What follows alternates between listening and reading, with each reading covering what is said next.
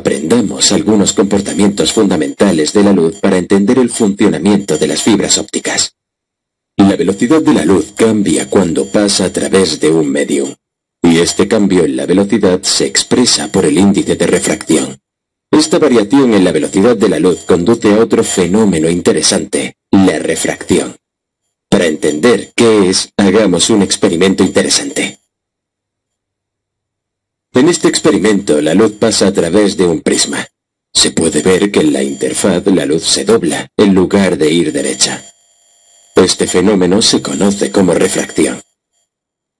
La refracción ocurre cuando la luz pasa de un medium con un índice de refracción a uno con otro índice de refracción.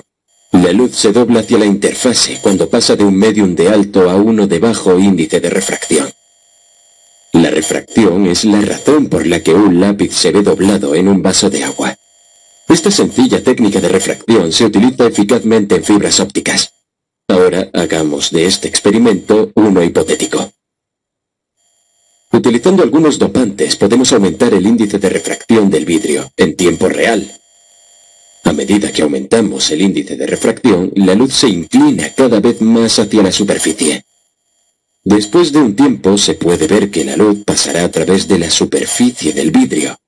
Si aumentamos aún más el índice de refracción, la luz regresará repentinamente al primer medium como un reflejo puro.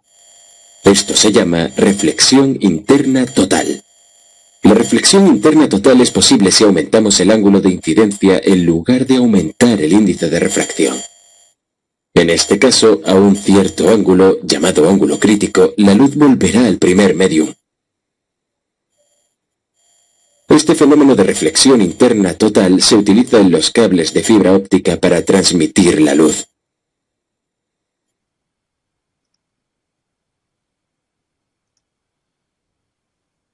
Vamos a iniciar con este tema de antenas. Y bueno, primeramente ya vimos señales electromagnéticas, ¿verdad? Ondas electromagnéticas. Ya vimos su naturaleza, ya vimos sus propiedades ópticas. Acabamos de ver un video donde vimos que la fibra óptica utiliza la reflexión total para poder transmitir la luz, que es una onda electromagnética, ya lo comentamos, a través de un medio transparente. En este caso es un cristal, pero ese cristal está dopado para que tenga un índice de refracción más grande el núcleo que el revestimiento, o sea, que lo que cubre al núcleo, y con eso puede viajar a distancias enormes, ¿verdad? Entonces tenemos por ahí conexiones de fibra óptica desde Brasil hasta Estados Unidos, hasta la Florida, por allá, y al otro continente, hasta Europa, y de Europa a África, y también un cable o cables de fibra óptica que corren a través del Pacífico. Y bueno, es más rápida la transmisión de la información a través del cable de fibra óptica que enviar la señal al satélite. La desventaja que tenemos enviar la señal al satélite, que esa señal pues tiene que rebasar la atmósfera, y luego esta atmósfera pues causa atenuación, y bueno, ahí tenemos algunas pérdidas. Y bueno, la transmisión, los canales que se utilizan para los satélites pues son menores a los canales que se utilizan para, o la transmisión que se utiliza en fibra óptica, tiene mayor ancho de banda, ¿ok?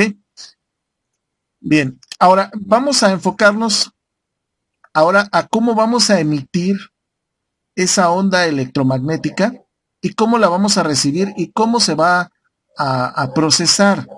Entonces, aquí tenemos el transceptor o el elemento que va a convertir un tipo de energía que es una onda electromagnética, un tipo de energía electromagnética, y la va a convertir o la va a transformar a una energía eléctrica, la cual se va a enviar a través de un cable, o si no, utilizando un convertidor a través de un cable de fibra óptica, también pudiera ser, teniendo un LNB o un circuito que va a sintonizar en la parte del foco de enfrente de la antena parabólica. Si observan ahí en los dibujitos que tenemos de las antenas, pues ustedes las han visto, las conocen. La que tenemos arriba en el lado izquierdo es una antena parecido a la Yagi, ¿sí? Pero también tiene unos reflectores ahí de 8 elementos. Es una combinación entre una antena Yagi, que la vamos a ver.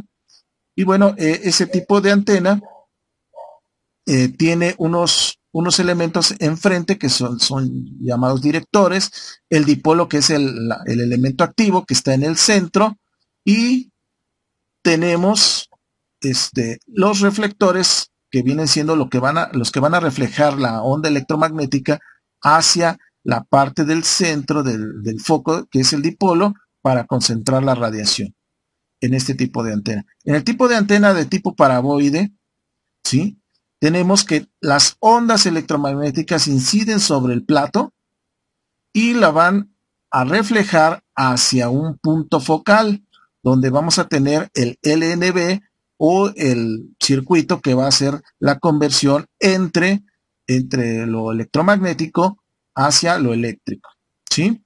Y tenemos otros tipos de antena, pues como la antena que conocemos como de conejito, ¿sí?, que se conecta arriba de la tele, ¿sí? Y utiliza pues un cable coaxial para la conexión hacia la televisión. Aquí voy a mencionar que la antena lo que hace es convertir la onda electromagnética a una onda eléctrica. La antena no es que una antena sea de Sky, otra antena sea para captar televisión de alta definición y otra antena sea para radio. Eso es para la gente común. Ustedes van para ingenieros en tecnologías de la información. La antena lo único que hace es convertir la onda electromagnética a una onda eléctrica y esa onda eléctrica llevarla hasta el dispositivo receptor o transmisor. Bien, entonces cualquier antena puede captar cualquier tipo de señal. Obviamente que esa antena está sintonizada en una frecuencia o en varias frecuencias, en un rango de frecuencias. Esa sí es la diferencia entre las antenas, ¿sí?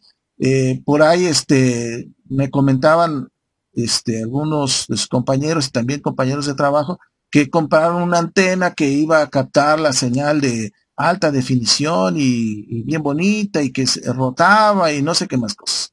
Y me comentaban, no, es que me engañaron. Todo. No, lo que pasa es que esa antena está haciendo su función, está convirtiendo la onda electromagnética a una onda eléctrica. Lo que pasa es que en el aire pues no existen todavía varias ondas electromagnéticas de alta definición. Eso fue la conversión entre lo analógico y digital. Tal vez aquí en la región exista una o dos señales que están transmitiéndose en alta definición. Todavía hay algunas señales con el apagón digital que son analógicas, pero ya es muy escasa las señales que se transmiten en forma analógica para televisión, ¿sí? Entonces, el problema es la emisión de la onda electromagnética, o sea, ¿quién está transmitiendo en alta definición? ¿Qué canales están transmitiendo en alta definición a través del espacio aéreo? Y ese espacio aéreo es gratuito, o sea, en teoría deberíamos nosotros, con el simple hecho de poner una antena aérea arriba de nuestro hogar, de nuestra casa, y deberíamos de sintonizar los canales que son libres, ¿sí? Cosa que la mayoría de las televisoras pues no llegan a todas las partes de la República Mexicana. Ese es el problema, ¿sí? No la antena. ¿Ok? Bien, tenemos otro tipo de antenas, por ejemplo esta que tenemos aquí, que se utiliza para la señal de Wi-Fi, ¿verdad? Para la señal que vamos a recibir de algún proveedor de servicios de Internet que nos dé alguna conexión a la Internet vía Wi-Fi, vía un microondas, ¿sí? Y tenemos esta antenita que también la han visto, que se conecta a su dispositivo que tienen en casa, su access point o su router inalámbrico. Igual su función es la misma, ¿sí? Entonces, la antena, su función es la misma, es un transceptor, es un convertidor de una onda electromagnética a una onda eléctrica. Y esa onda eléctrica puede tener un circuito adicional que la convierta a otro tipo de medio, por ejemplo, el de fibra óptica, ¿no? Que la convierta a luz. ¿Ok? Tenemos ahí en el escrito que los primeros sistemas de comunicación eléctricos fueron la telegrafía, introducida en 1844, seguido de la telefonía en el 1878. Y estos sistemas, las señales se enviaban a través de líneas de transmisión de dos hilos conductores que conectaban el emisor con el receptor. Ahí se extendían enormes cables entre ciudades, inclusive entre continentes, o un cable o dos cables transcontinentales que pasaban por el Océano Atlántico. Igual eran dos hilos conductores y a través de electricidad se comunicaba América con Europa y utilizaban un tipo de código para poder entender los mensajes. El código, pues se utilizaba el código Morse a través de puntos y rayas, el de los primeros, ¿verdad? Entonces, como dice ahí, la teoría de las antenas surge a partir del desarrollos matemáticos de Jean Clerk Maxwell, sí, que fue un gran matemático y aparte pues sentó las bases también del diseño para que se pudieran diseñar antenas. Y en 1854, corroborados por los experimentos de los hermanos Hertz, que realmente ellos, aunque no hicieron las primeras transmisiones de información o de voz o de la radio, gracias a ellos, pues después viene Guillermo Marconi en 1897 y ya crea un primer sistema ya de transmisión de voz entre continental. Entonces, a él se le debe pues lo de la radio, pero realmente dos personas atrás de él, los hermanos Hertz y James Clerk Maxwell, pues son los que sentaron las bases, al igual que Michael Faraday, ¿no? Entonces, o sea, Guillermo Marconi lo único que hizo fue juntar todo eso y en 1897 empezó la radiocomunicación como tal. Y la primera comunicación transoceánica tuvo lugar en 1901, como dice ahí, desde Cornualles a Terranova. Y en 1907 ya existían servicios comerciales de comunicaciones. Desde la invención de Marconi hasta los años 40, la tecnología de las antenas se centró en elementos radiantes de hilo, las frecuencias hasta UHF. Inicialmente se utilizaban frecuencias de transmisión de 50 a 100 kilohertz, o sea, unas frecuencias extremadamente bajas con potencias enormes, ¿sí? A comparado de lo que existe actualmente. ¿Ok? Bien, después se evoluciona la electrónica con el descubrimiento del triodo, antecesor del transistor, ¿sí? Que era un bulbo, y se empieza a trabajar sobre las frecuencias de transmisión, de llegar del orden de los kilohertz a los órdenes de los megahertz. Acuérdense que la frecuencia, entre más elevemos la frecuencia, o sea que sea más grande, la antena va a ser más pequeña, es inversamente proporcional. Por eso ahora sus teléfonos celulares pues pueden tener antenas del orden de los centímetros, del orden de los milímetros, ¿sí? Porque las frecuencias ya son muy grandes. Ok, y bueno, a partir de la Segunda Guerra Mundial se desarrollaron nuevos elementos radiantes como guías de onda, bocinas, reflectores. Entonces, la tecnología se elevó, ¿sí? Tanto en la tecnología de captación de las ondas electromagnéticas como también en la voz, en la captación de la voz y la emisión de la voz. Y la electrónica también se fue elevando con el invento del transistor, ¿verdad? Ok, entonces tenemos que también ha evolucionado bastante las telecomunicaciones por el desarrollo también de la electrónica, ¿no? Entonces la electrónica, muy importante también para que pudiera transmitirse en forma pues, a mayor distancia, con menos potencia y tener dispositivos como hoy móviles, ¿verdad? Los primeros dispositivos no eran móviles, eran enormes antenas del orden de los metros, 45 hasta 80 metros, antenas enormes, y ahora pues tenemos la capacidad de tener nosotros un router inalámbrico, un access point en casa con antenas extremadamente pequeñas del orden de los centímetros y con potencias muy bajas y llegar a distancias más grandes. ¿Ok? Bien, tenemos ahí un espectro electromagnético. Sabemos, ya vimos el espectro completo de las ondas electromagnéticas donde estaba el rango de la luz visible, ¿verdad? Y ahí los colores. Y después de la luz visible, pues teníamos el ultravioleta y seguíamos con los rayos X, rayos gamma y bueno, hasta los rayos cósmicos. Pero antes de esa luz visible tenemos las telecomunicaciones. Entonces tenemos ahí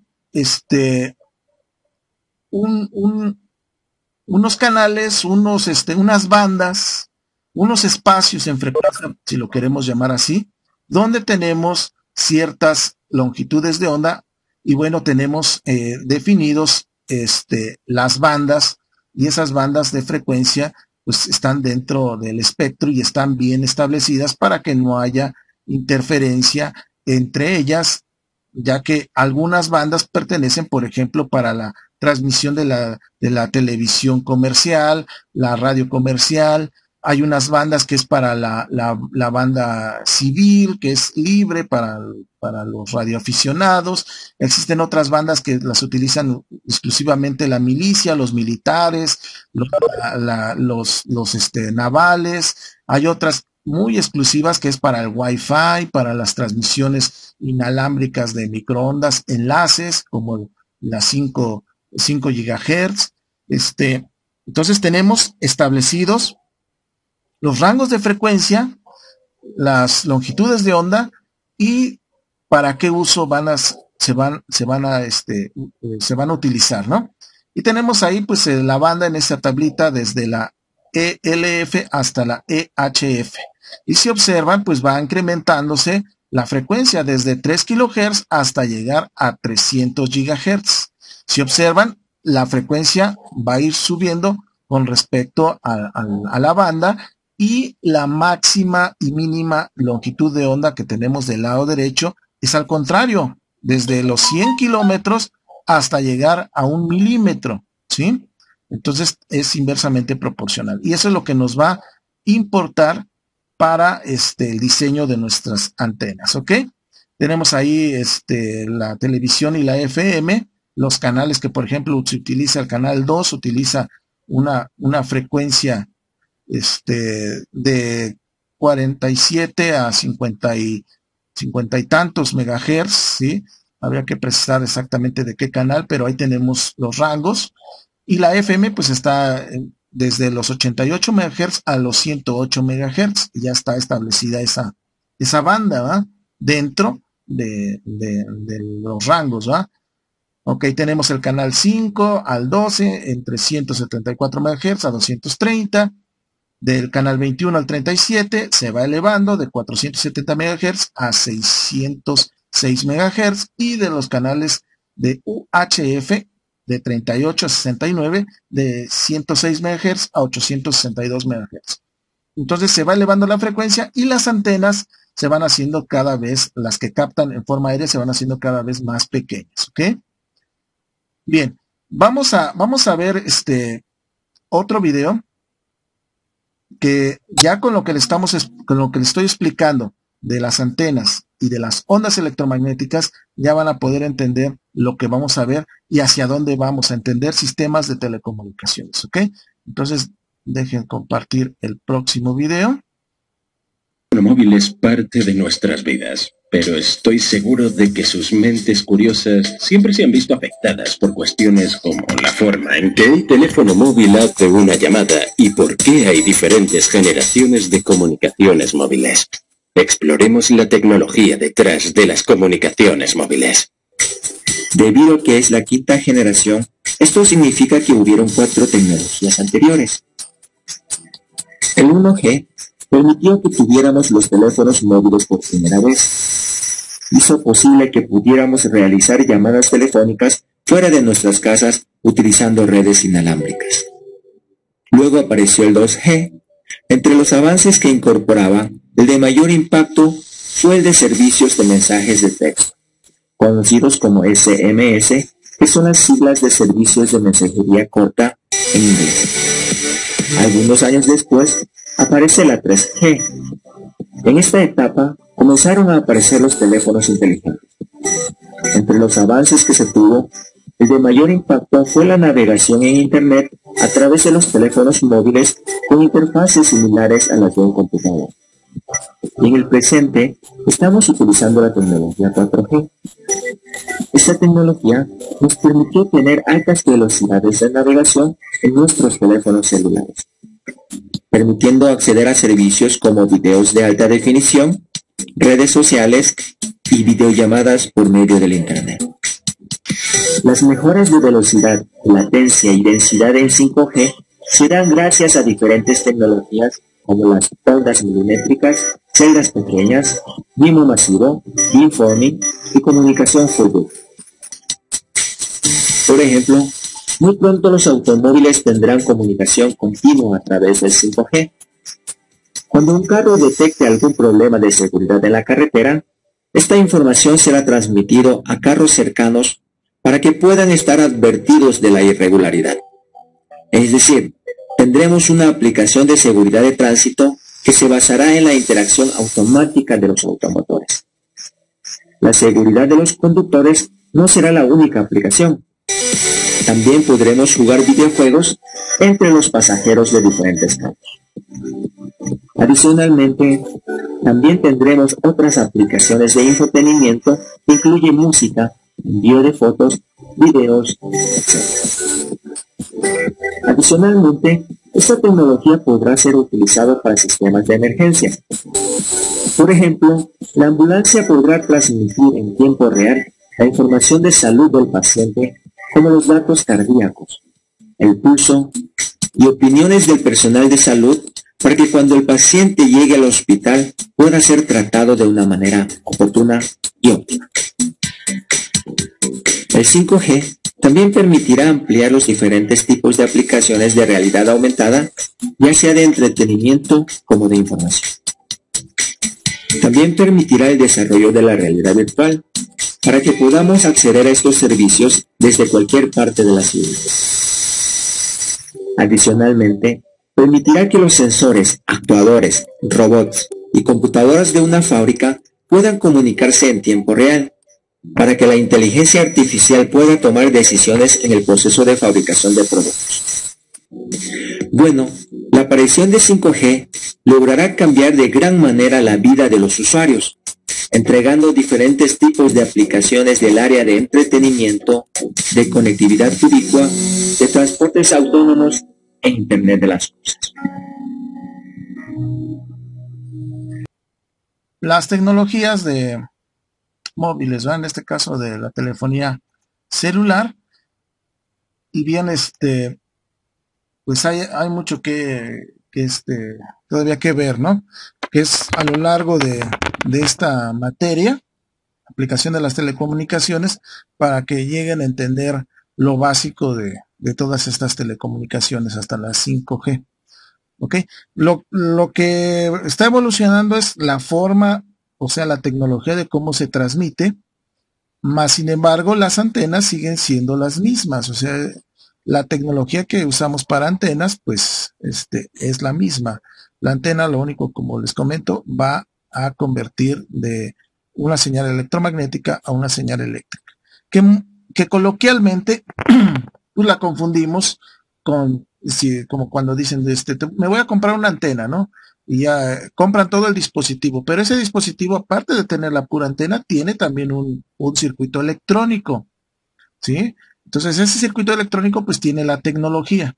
Ustedes como próximos ingenieros en tecnologías de la información, ya deben de saber diferenciar entre qué es realmente una antena y qué es todo un sistema de antena con su tecnología, ¿ok? Bien, para que no no me los chamaquien, por decirlo así, ¿verdad? ¿Ok? Entonces la antena nada más es el transceptor, que claro, ahora le llaman también, por ejemplo, antenas electrónicas, ¿no? Le venden una antena electrónica luego para un vehículo, ¿no? Y lo que tiene, pues es una antena, pero tiene un amplificador, tiene un circuito electrónico que lo que hace es elevar la ganancia, ¿no? Elevar la señal que capta la antena convencionalmente, ¿no? Ok, pero vamos para allá, ¿no? Entonces, este video es introductorio para que vayan viendo, estos videos para que vayan viendo hacia dónde vamos a terminar en la unidad número 4, ¿sí? Que ya entiendan perfectamente cómo es que viajan estas señales desde su dispositivo móvil o dispositivo en casa, desde su computadora, tal vez puede ser vía cable, hasta pasar por la conexión final de usuario, pasar hacia la central telefónica o hacia el dispositivo que va a recibir, la antena que va a recibir en la estructura arriba del edificio de la sala de telecomunicaciones, hasta compartir la información vía fibra óptica o microondas entre estos edificios de telecomunicaciones y las comunicaciones entre países, ciudades y las comunicaciones transatlánticas, ¿no? Pero bien, entonces la antena, vamos a ver en esta unidad 2 cómo diseñar una antena.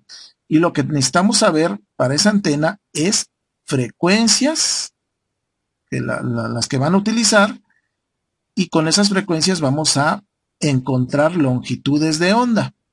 Y esa longitud de onda, como está aquí en la gráfica, pues nos va a determinar el tamaño y el tamaño de los elementos de la antena, ¿sí? Entonces, como vimos en el video, por ejemplo, la 5G ya utiliza unas frecuencias extremadamente altas, ¿no? De 6 GHz a 300 GHz. Entonces, ahí la antena se vuelve extremadamente pequeñísima, del orden de menos de los milímetros, ¿sí? Por eso tiene ahí un pequeño problema en cuestión de poder pasar obstáculos como paredes, árboles, cualquier edificio, cualquier objeto, ¿sí? Por su tamaño, que es extremadamente pequeño. Entonces, ahí lo que va a hacer la tecnología 5G es crear microceldas, ¿sí? Actualmente tenemos celdas, de ahí viene el nombre de celular, crear celdas, que son espacios geográficos, ¿sí? Donde tenemos la cobertura de la antena de comunicación móvil. Y bueno, lo que se va a hacer en un futuro entonces es rentar pues las azoteas de algunos edificios, de algunas casas, para que se instalen las antenas y ahí sea pues más directo hacia el dispositivo final, que es su teléfono de 5G, y entonces tenemos ahí transmisiones de mayor alta velocidad y potencias más bajas, ¿sí? La potencia enorme que iba a transmitir la antena ubicada en el centro del municipio o de la ciudad, la vamos a sectoriar o a crear segmentos más pequeños, y vamos a tener más antenas con menor potencia, pero con mayor velocidad, que lleguen a los usuarios finales, ¿ok? Eso más adelante lo vamos a ver también, cómo es la distribución de esas frecuencias para que no se interfieran entre ellas, ¿ok? Bien, aquí tenemos unas bandas también que se utilizan para los radares, ¿sí? Entonces, se siguen usando, ¿sí? Tal vez la tecnología ha cambiado. Algunas de estas frecuencias se utilizan para la transmisión satelital, pero las antenas pues siguen siendo las mismas, ¿no? Pues vamos a ver diferentes tipos de antenas. Y una de las primeras que vamos a ver es la antena Yagi.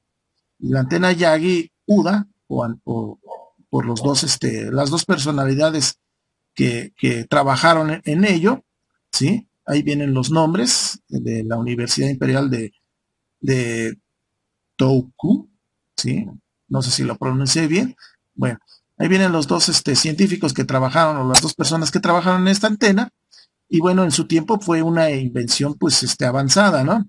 De las antenas convencionales, porque las primeras antenas tenían un simple elemento, ¿sí? Con una longitud, y luego lo doblaron, hicieron el famoso dipolo, ¿sí? La famosa antenita que parece como pescadito, ¿sí? Y ya después sacan esta antena, pues donde ya tenemos elementos, directores, que son elementos parásitos o elementos que no están conectados directamente a la línea de transmisión, como vemos aquí en la figura, y elementos que van a reforzar la señal, que la van a reflejar, que se llaman reflectores, y la combinación de estos directores, estos elementos que no son activos con los reflectores, hacen que la señal llegue con mayor fuerza, por decirlo así, potencia, al dipolo, que es el elemento activo. Y bueno, esta antena pues tiene una mayor ganancia, una mayor sensibilidad para la recepción de las señales, y también para la transmisión de las señales. Y como menciona ahí, que el uso de esta antena en Japón solo comenzó a utilizarse durante la Segunda Guerra Mundial, cuando fue descubierto la invención de la Yagi. Era utilizada como antena radar por los ejércitos aliados, ¿sí? Entonces, toda esta tecnología de antenas pues surge principalmente de la milicia, ¿verdad? También, al igual que la internet, la famosa ARPANET también fue de carácter militar, ¿verdad? Ya después pasa a carácter social o a carácter comercial, ¿sí? Pero la gran mayoría de las tecnologías que vemos pues surge de la milicia, de los militares, ¿no? Ok, bien, entonces vamos a seguir viendo cómo crear una antena en las clases posteriores. Ahorita nada más es una introducción. Y bien, lo que sí hay que tomar en cuenta para el diseño de antenas es saber la frecuencia que va a sintonizar la antena o a emitir, o las frecuencias, y con esas frecuencias poder encontrar la longitud de la onda. Y con base a la longitud de la onda ya podemos determinar los tamaños de los elementos de una antena Yagi, de una antena helicoidal, de una antena parabólica, de una antena de Hertz, una antena McCorney, una antena de los dos elementos, que es como de conejito, una antena circular, cuadrada. Entonces, en base a la longitud de onda, ¿ok? Muy bien. Bueno, pues ahí le dejamos por el día de hoy.